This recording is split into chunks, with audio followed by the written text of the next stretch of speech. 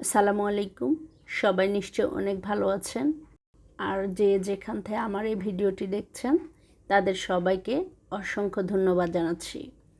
আজকে আপনাদের জন্য থাকছে আস্ত চিকেন রোস্ট। আশা করছি রেসিপিটি আপনাদের ভালো লাগবে। প্রথমে একটি প্যানে পর্যাপ্ত পরিমাণে তেল দিয়ে দিয়েছি। এখন আমি এখানে বেরেস্তা ভেজে নেব।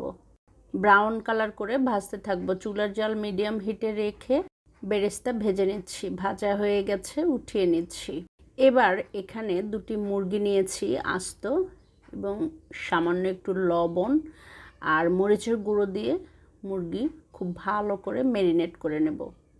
ম্যারিনেট করা হয়ে গেলে মুরগির পা দুটো সুতো দিয়ে বেঁধে দেব। এবারে বেরেস্তা ভাজা তেলে মুরগি ভেজে নেব।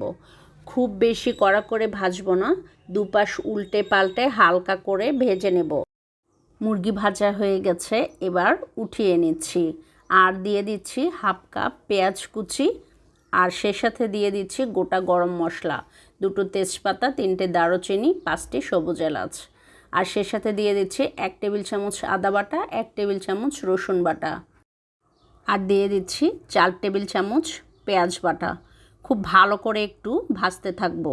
ভাজা হয়ে গেলে দিয়ে দিচ্ছি 1 চা চামচ জিরার গুঁড়া, 1 চা চামচ লাল মরিচের গুঁড়ো, হাফ চা চামচ জয়ত্রী গুঁড়ো, হাফ চা চামচ জয়ফল গুঁড়ো, স্বাদ মতো লবণ দিয়ে দিচ্ছি।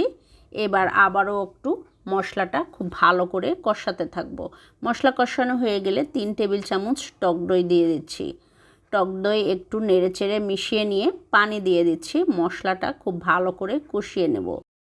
মশলার উপরে তেল চলে এসেছে, তার মানে মশলা কষানো হয়ে গেছে। এবার ভেজে রাখা মুরগি দুটো দিয়ে দিয়েছি।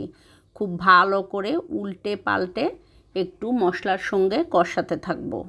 কষানো হয়ে গেলে 10 মিনিটের জন্য ঢাকনা বন্ধ করে দিচ্ছি। চুলা জাল মিডিয়াম হিটে রেখে 10 মিনিট পরে ঢাকনা খুলে আবারও একটু উল্টে পাল্টে দিয়ে দিচ্ছি 10 থেকে 12টা কাজু বাদাম বেটে পানিতে গুলিয়ে রেখেছিলাম, দিয়ে দিচ্ছি। আর এখানে দিয়ে দিচ্ছি 1.5 কাপ পরিমাণ গরুর দুধ, আগে থেকে জাল দিয়ে ঘন করে রেখেছিলাম, এই দুধ দিয়ে দিচ্ছি।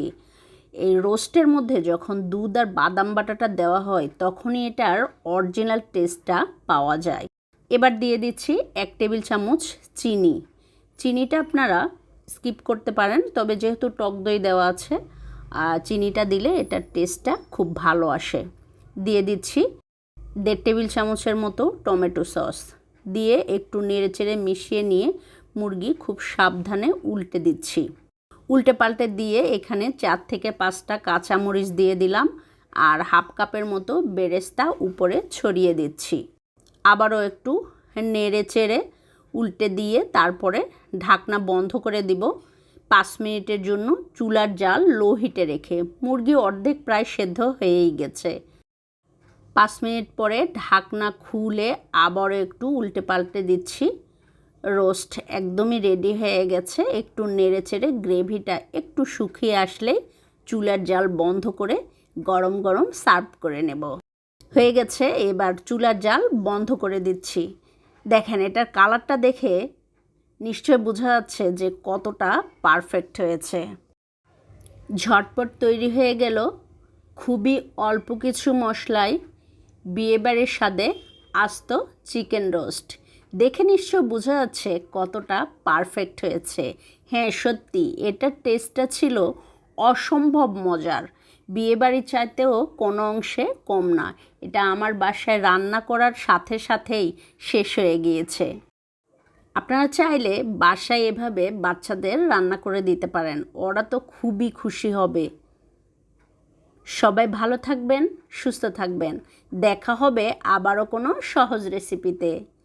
আল্লাহ হাফেজ।